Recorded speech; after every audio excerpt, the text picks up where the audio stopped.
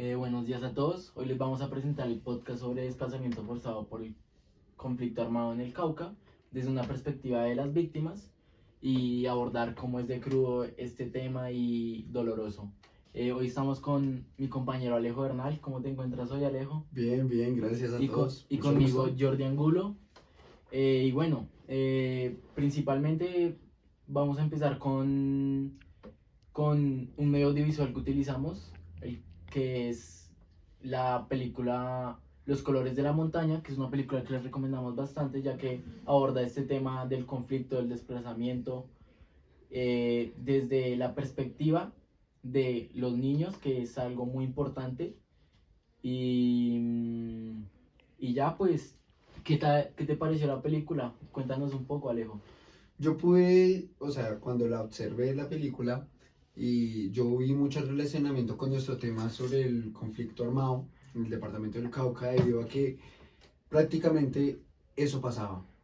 Habían muchos muertos o amenazas que normalmente pasaba porque lo exigía un grupo armado. Les exigía a los campesinos a que trabajaran con ellos, a que se vuelvan guerrilleros, que hay mucha gente que no lo quería hacer. Entonces, muy duro ver cómo esas víctimas, cómo sufrían, poniendo minas. Eso normalmente pues pasaba en el desplazamiento del conflicto armado. Entonces, siento que hubo mucha relación y ya. ¿Y para ti, Jordi?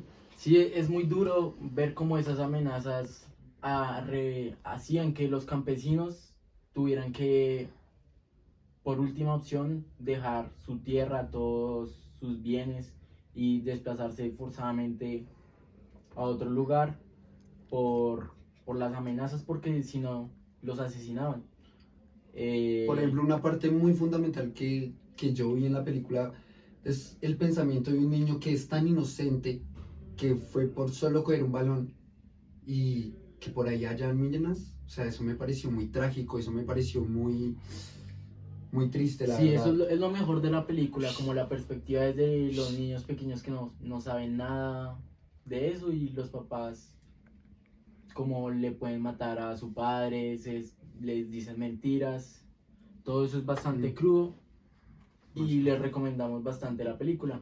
Y pues el segundo punto que vamos a pasar es una entrevista, unas preguntas que le hicimos a un estudiante de la Universidad Central que está estudiando periodismo, que está bastante informado sobre el tema. Y bueno, vamos a pasar a las preguntas que le realizamos. Las vamos a reproducir. Gracias. Muchas gracias.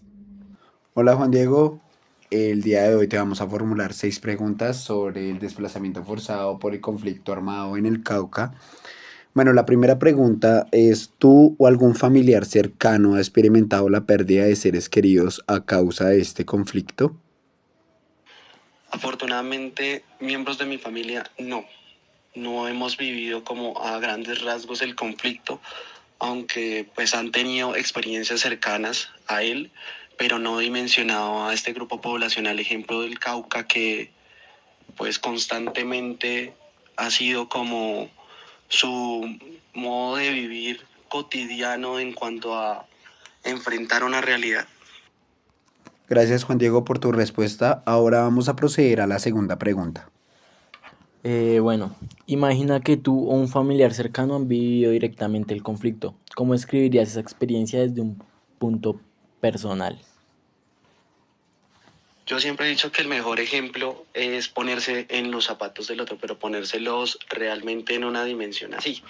Así que pues considero que de ser un familiar de uno, realmente actuaríamos más, defenderíamos más, investigaríamos más, conoceríamos más sobre los derechos que nos competen para pues generar justicia por nuestro familiar, tomar represalias que tendrán que darse a partir de investigaciones legales, saber qué es el paso que uno tiene que dar para enfrentar este conflicto. Obviamente la situación de caos, de incertidumbre, de lamento, de tragedia, de traumatismo para una familia, sería bastante pesado ponernos a dimensionarlo como como población y como ciudadanos que no estamos como libres de que nunca nos suceda ese tipo de desgracias. Así que antes de que sucedan debemos defender a las personas que las han sufrido de alguna manera, que son realmente las víctimas, que son las que realmente tienen el poder de decir qué deben hacer, qué medidas se pueden tomar para ellos, en beneficio a ellos, para que no sigan sucediendo estos actos tan lamentables. Vale, me gustó mucho tu respuesta porque simplemente cualquier persona sería así si le llega a pasar algo así a algún familiar. Y bueno, vamos con la tercera pregunta. Bueno, la tercera pregunta es, ¿cómo afectó emocionalmente a ti o a tus seres queridos la violencia y el desplazamiento en el Cauca? Bueno, como no hemos experimentado un desplazamiento en el Cauca, pues mi familia emocionalmente, pues sí que igual, porque pues como todas, en general, desconocemos este tipo de situaciones tan complejas de la cotidianidad social. Así que es precisamente despertar ese lado emocional, empático y humano para ser conscientes de que estos sucesos reprochables pasan frecuentemente en nuestro país. Sí, claro, Juan Diego, tienes toda la razón. O sea, nosotros como ciudadanos colombianos no nos ponemos en los zapatos del otro y la verdad nosotros deberíamos luchar por nuestros derechos y pues, y pues eso hay que tenerlo muy claro. Bueno, procedemos a la cuarta pregunta. Bueno, ¿cuáles crees que fueron las causas fundamentales que desencadenaron esta situación de violencia? Bueno, partiendo desde el ámbito humano, eh, la situación de violencia se genera a partir de un deseo de un interés o beneficio. Eso los motiva a crear estrategias para controlar, ejemplo, un territorio donde se generan recursos, ya sean naturales o recursos que generan también ingresos económicos, pero que son de manera ilícita. También existen aspectos como la extorsión, precisamente al grupo campesino que genera, ejemplo, los recursos que nos da la tierra, ya sean los frutos con los cuales nos alimentamos las grandes ciudades y capitales de un país como Colombia, pero que no obstante no nos fijamos, ejemplo, en este grupo de campesinos que al final es una parte importante para la alimentación de un país y que pues se están viendo forzados de salir de sus territorios por precisamente aspectos de intereses de otros por la violencia. Así que es una analogía bastante triste, lamentable, peyorable, de constante atención, porque pues es un grupo poblacional realmente vulnerado por sus derechos, por su humanidad en sí misma. Así que como sociedad lo único que tenemos que pensar es ser conscientes de la situación y buscar propuestas para que haya una mejor sensibilización, una reflexión social, al menos individual, para posterior ir haciéndola colectiva, que podamos intentar aportar ideas que den solución y forzar, ejemplo, al Estado a que existan unas políticas públicas que protejan y que existan reales posibilidades de disminuir estas acciones de violencia que no deben suceder en un país, pero pues que lamentablemente suceden por intereses de otras personas que no piensan desde el ámbito inicial humano, sino personal, de lucro, de interés, de poder y demás cosas de interés de este tipo de personas que explotan la violencia para sus beneficios. Sí, estoy totalmente de acuerdo contigo porque la violencia se genera muchas veces por el lucro propio, por uno querer beneficiarse a uno mismo y no pensar de manera humanitaria en las demás personas. Es una muy buena respuesta. Y ahora vamos con la quinta pregunta. Bueno, la quinta pregunta es, ¿crees que la reconstrucción y la reconciliación son posibles en la región después del conflicto armado? Partiendo desde una base como humana, podemos decir que debemos estar siempre como, sin importar la condición, con ámbitos de reconciliación y reconstrucción. Para todo, para reconciliarnos con nosotros mismos, por haber permitido ciertas cosas, pero al final reconstruirnos para que, ejemplo, ese aprendizaje nos generó una acción que ya no permitiremos que vuelva a suceder. Así que así puede ser como un pensamiento para después del conflicto armado, perdonar, no tomar justicia por las propias manos, ya que esto aumenta la violencia, aumenta el odio, eh, lo cual pues no nos va a reconstruir ni nos va a reconciliar con nosotros mismos. No vamos a estar en paz, sino vamos a estar como hostiles con la persona, con el ser humano, que por más de que haya sido malo, debemos reconocerlo en su error y no tomar nosotros las represalias. Actuar de manera ejemplífica es el mejor camino y es de valentía para encontrar precisamente la reconciliación y la reconstrucción de un país. Sí, tienes toda la razón, o sea, los seres humanos como tal tenemos una falencia que siempre queremos más poder y no buscamos como tal la paz, siempre tenemos que eh, armar una violencia o una guerra, ¿sí? Y pues eso la verdad es muy, muy triste. Bueno, ahora vamos a proceder con la última pregunta. Bueno, ¿consideras que la seguridad y la paz en la región ha mejorado desde el conflicto? Como decía, es un trabajo bastante arduo.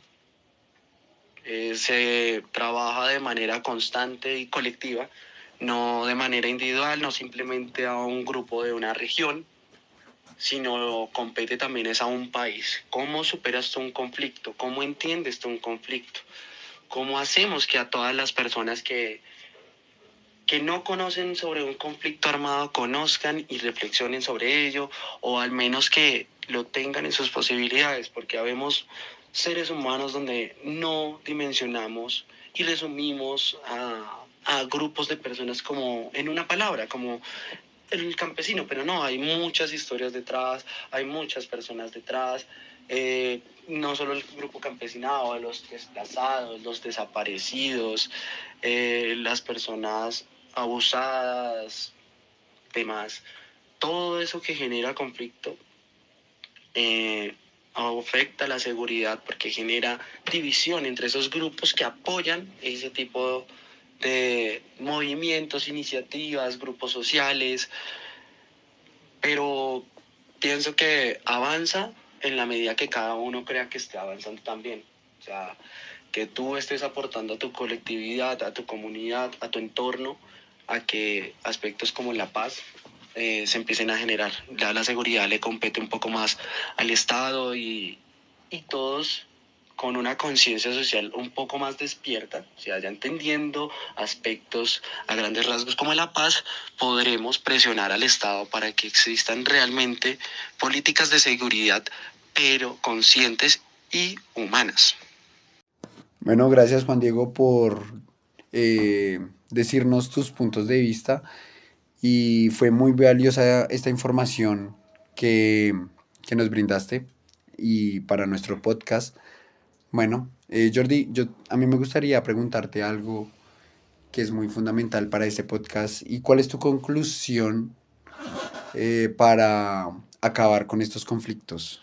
Bueno, Alejo, yo creo que una opinión de pronto bastante controversial, porque para mí estos grupos armados no merecen vivir y pues si hubiera, no sé, si a mí tuviera la oportunidad de yo poder gobernar o yo que sé, realizar un operativo para acabar con estos grupos armados desde la raíz y erradicarlos, encarcelarlos, acabar como tal con ellos, eh, la verdad yo estaría muy bien con eso. Pero no pensarías en las personas que trabajan para ti, o sea, las Fuerzas Armadas y eso, o sea, las familias, si llegan a matarlos, la violencia que habría en todo el país, ¿no pensarías en eso? Sí, yo también me faltó decir que ¿Cuántos muertos habrían? es algo muy difícil de lograr así, pero pues yo siento que sería la mejor manera y pues simplemente planearlo muy bien con expertos y para que haya disminuir el riesgo de los militares, el ejército que van a de pronto entregar su vida por su país y acabar con un conflicto que ha durado tantos años. Y bueno, Alejo, dime cuál es tu conclusión para acabar con el conflicto, porque veo que es como bastante diferente a la mía. Sí, la verdad es que sí, Jordi. Eh, yo siento que para acabar el conflicto tocaría llegar a un acuerdo de paz. O sea, todo con la comunicación, con el habla, con el tiempo también. Siento que podríamos mejorarlo, no solo con guerra, violencia, no con disparos, o sea, siento que esa es la peor manera porque con eso no podemos llegar a concluir nada. Por ejemplo, las personas ciudadanas, porque tienen que morir por un conflicto que ni ellos tienen que ver. O sea, eso me parece tan triste. eh, pero pues yo siento que es la mejor opción con el habla, con la comunicación y también transmitiéndole como una información al país si quisieran llegar a un acuerdo de paz o no, o también cómo involucrar al país a la humanidad, ¿sí? Entonces, esa sería mi conclusión. Vale, Alejo, entiendo. Pues muchas gracias a todos y muchas Y gracias. finalizamos con este podcast.